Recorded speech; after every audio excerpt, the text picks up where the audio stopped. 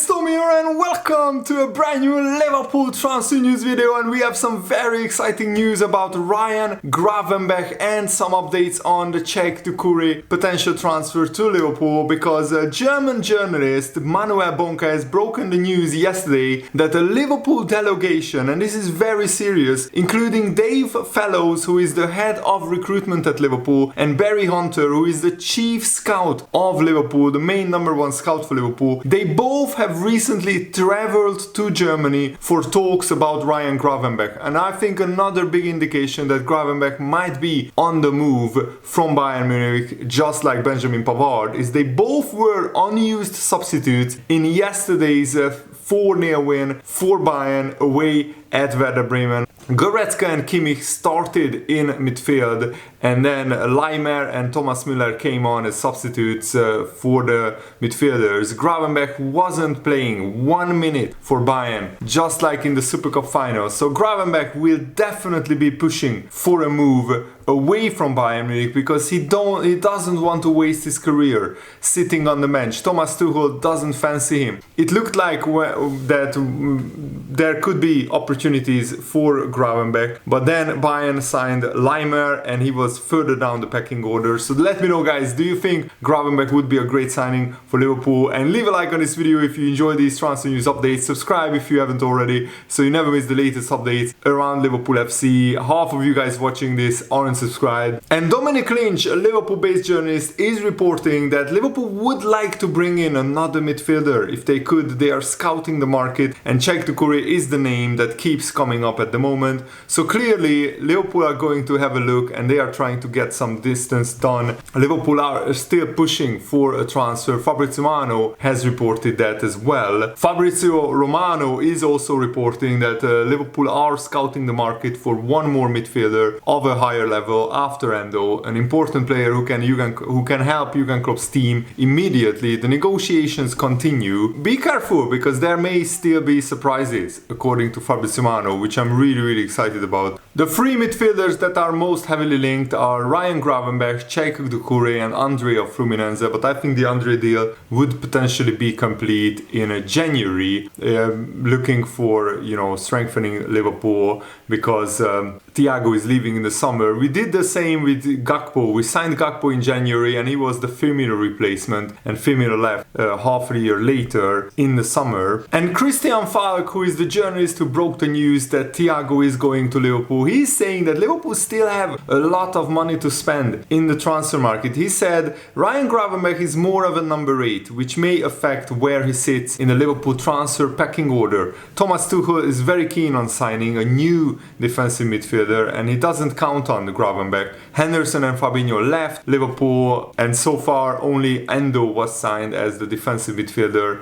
since Dominik Szoboszlai. He wasn't so expensive, Endo, so Liverpool still have a lot of money left to spend. The interesting thing about this deal is that I'm aware Jörg Schmadtke is responsible for the Endo deal. He had him on his shortlist. This is why Ryan Gravenbech and Manu Kone are also highly rated. This is why they brought Schmadtke in. He knows how good the players in the Bundesliga are and how well they would fit into Liverpool and Jurgen Klopp's system. This is now the German influence showing on the transfer deals for Liverpool. If Liverpool don't manage to land their big targets like Moises Caicedo, then he can become their problem solver. I think something will happen between Gravenbech and Liverpool. They will go for him, as it's clear he won't have the best opportunities for minutes under Tuchel. That's the biggest understatement of the year, because Gravenbech very rarely plays. He only started one Bundesliga game last season, and Bayern signed him for 20 million, and I think we could mold Gravenbech into more of a defensive midfielder than a box-to-box midfielder. And what the Endo signing does is he can start straight away as the defensive midfielder for Liverpool, and then Gravenbech in the next few months maybe can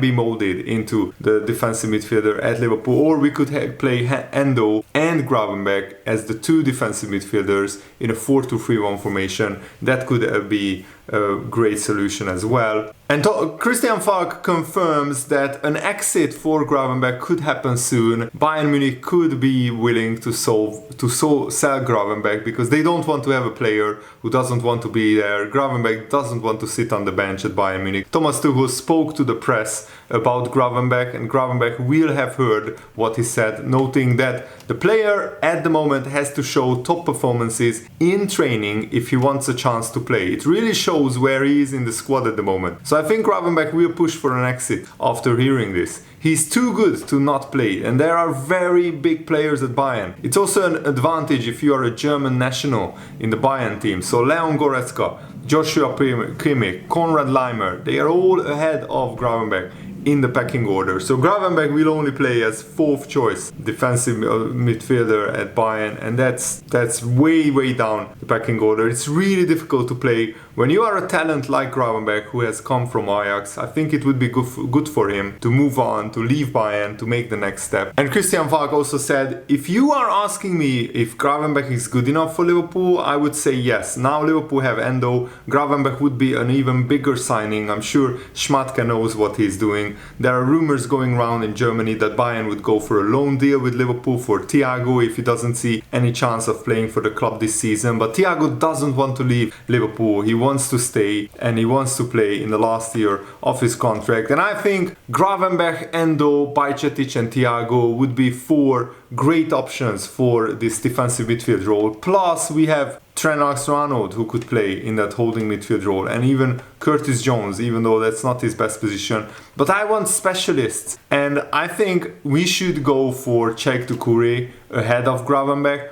Gravenbech should be our second option. But the problem is, because the season is already on the way, Crystal Palace, who actually, Chelsea triggered the release clause of Michael Olise, and then somehow Crystal Palace convinced Olise to turn down Chelsea and to stay at Crystal Palace and to sign a new contract with a much bigger release clause, or maybe even without a release clause, which means that Crystal Palace are very hard negotiators in the transfer market, and Crystal Palace will be a very tough team to negotiate with if we want to sign Cheick Doucouré. And Liverpool are leaving it a little bit late for my liking in the transfer market to get their main defensive midfielder in. And I think Liverpool would have to spend 70 to 80 million pounds on Doucouré. We have that amount of money. The big question is, does Liverpool think Doucouré is worth that much? If not, we will walk away from the deal. Gravenbech would be a lot cheaper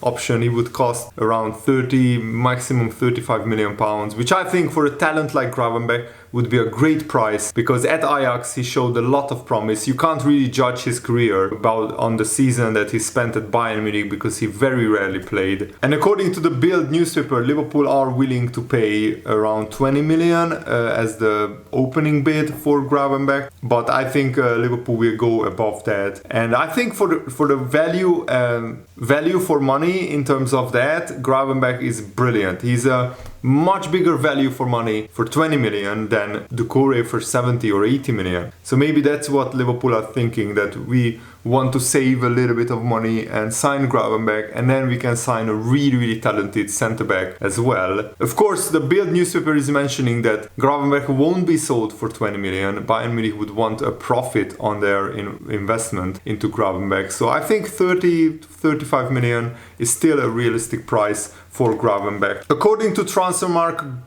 Gravenbech's market value is 30 million euros. His highest market value was 35 million euros when he played for Ajax. That's around 27 million pounds. And I think that's actually a doable transfer deals for Liverpool. He's only 21 years old, Gravenbech, 190 centimeters tall. So he's very tall, muscular, very good build. And I think he would arrive at Liverpool with a point to prove. He played 33 games for Bayern Munich last season, which seems like a lot, but like 90% of those games came as substitutes. He only started one game in the Bundesliga. At Ajax, he scored around 4 goals on average per season, which is really good, and thankfully he's not injury prone. He played 42 and 47 games for Ajax in all competitions in the 2 big seasons that he was there. And he won the Dutch League 3 times with Ajax, the Dutch Cup twice. He won the Bundesliga with Bayern Munich. He won the German Super Cup with Bayern Munich once as well. So he already played for some really, really big clubs. So I think he could handle playing for Liverpool pretty comfortably. And Thomas Tuchel was pretty honest about Gravenbech's lack of minutes, lack of playing time. This is what he said. Gravenbech only came off the bench in the friendlies, and that's his role at the moment. But Gravenbech reportedly disagrees with Tuchel's chance and says that he doesn't want to be a player warming the bench all season, so he wants to leave Bayern Munich. I think that's pretty clear. And in the last 1.5 weeks of the transfer window, he will push for a move away from Bayern Munich. And looking at his numbers, the former Ajax player ranks among the top 7% of midfielders across Europe's top 5 leagues over the past year for shot creating actions, the top 21% for progressive passes and successful take-ons, and he also ranks in the top 22% for tackles and the top 23% for clearances per 90 minutes. Of course, these are not like groundbreaking metrics, but it shows his top-notch creativity, and Gravenbech does offer a robust, all-encompassing midfield skill set, and looks to have the technicality and the intensity and physicality and dynamism to thrive under Jurgen Klopp's system. And of course, you can't judge his potential on his Bayern career, because he only started 5 games in all competitions, and most of them were in cup competitions. And so you should judge how good Gravenbech is by his seasons at Ajax. And I think under Jurgen Klopp, Gravenbech could be molded into a pretty brilliant world-class player. Remember, he's only 21 years old, so he's still very early in his football education. He can still be grown into and molded into a world-class player. Jurgen Klopp also spoke very candidly about FSG's transfer policy and how this Endo signing was in spite of FSG's transfer strategy and not because of it. And Jurgen Klopp said that traditionally Liverpool don't sign 30-year-old players under the current owners. It's always a discussion that we have with the owners. The owners really want 200 games of experience at 20 years old. That is pretty difficult. I did not need any convincing. I know that the best time for a football player is from 23, 27 to 33 years old in a normal career. Of course, it depends on injury. That's why I did not need to change anything, and he was on my list from the beginning, Endo, and now he's here. It is a transfer that is not in the public eye. It's not, oh my god, and probably nobody at this moment is texting a new song for him. But wait, he has something the Liverpool supporters will love. Definitely, he's already used to the color of red a little bit, so that's good. And when he puts that shirt on, he will throw everything on the pitch, and the people will love that. We had this with James Milner a little bit. Obviously, a slightly different profile, but could you respect James Milner more for playing 15 minutes at the end and just close the game down? I got plenty of messages from former players of mine. Everybody was like, if this transfer is true, Endo is going to Liverpool, that is a genius strike. I asked to sign him for years and stuff like this. It was a very positive thing in Germany. Endo is rated very highly, super highly respected player. And Jurgen Klopp said that he was powerless to pursue it, Fabinho, to resist the lucrative lure of Saudi Arabia. Yes, I have influence, but nobody could have influenced that. It was not about a lack of power or anything like that. It was not just not to avoid. And he was also commented on Alisson getting approached by Saudi Arabia. That should not happen. Alisson can play for another 10 years probably. Fabinho definitely not. Henderson not. That's a massive difference. Nobody came to me so far about anything like this. So Alisson and Salah resisting the lure of Saudi Arabia is really, really encouraging and really promising for Liverpool. And basically, Jurgen Klopp convinced the owners to sign Wataru Endo, and that's very, very promising for me, because if Jurgen Klopp rates Endo this highly, then I'm really excited about this transfer, because Jurgen Klopp, of course, he's not perfect when picking players, because he wanted to sign Julian Brandt ahead of Mohamed Salah, but judging by the statistics and everything that people are saying, experts are saying about Endo, he's going to be a fantastic signing for Liverpool, and for a bargain price of £16 million, I think it's a great deal, and he can still play for Liverpool for the next 4 years. And I love this joke about Endo. Jurgen Klopp said he was already too old for our owners, when he joined Stuttgart, the way our owners see it. I liked him from the start when he was there at Stuttgart. He's a late bloomer, if you like. And usually for us, he's already too old, but thankfully I could convince the owners to sign him. The last week was a tricky one, no doubt about that. But when you have a problem, you can stick to the problem or find a solution. Endo is a really good footballer. He is 5'10", but he can jump through a ceiling. His winning aerial duel success rate for a 5'10" player is through the roof. It's off the scale. He's brilliant. He's really good in general defensive challenges. Tactically really smart. Closing down the right players. Good footballer. On top of that, he has a good heart, good desire, really good package. When you see him running around now, there is no chance anyone would give him that he's 30 years old. He doesn't look old enough to drive a car on the pitch. He looks like a monster. So that's how you know Liverpool signed a real gem. And I told you guys, don't panic when Caicedo and Lavia went to Chelsea. They are not the finished article like Endo. They have brilliant potential and they have the potential to become world class. But Endo right now is already a very, very good player. Yes, he's not world class. He's not as good right now as Caicedo or Lavia might become. But he's better right now than Lavia. He's better right now than even Caicedo in my opinion because of his experience. So right now, this season, he has a bigger role to play and he has better quality right now for this Liverpool team than if we signed Lavia for 60 million. And I would rather sign Endo for 16 million than Lavia for 60 million or even Caicedo for 150 million. I mean, can you imagine Caicedo worth 7 times as much as Endo? No way, absolutely no way. These prices are absolutely crazy. And that's it for today's video. I really hope that you guys enjoyed this. Have a nice day. Thanks for watching. See you later. Goodbye.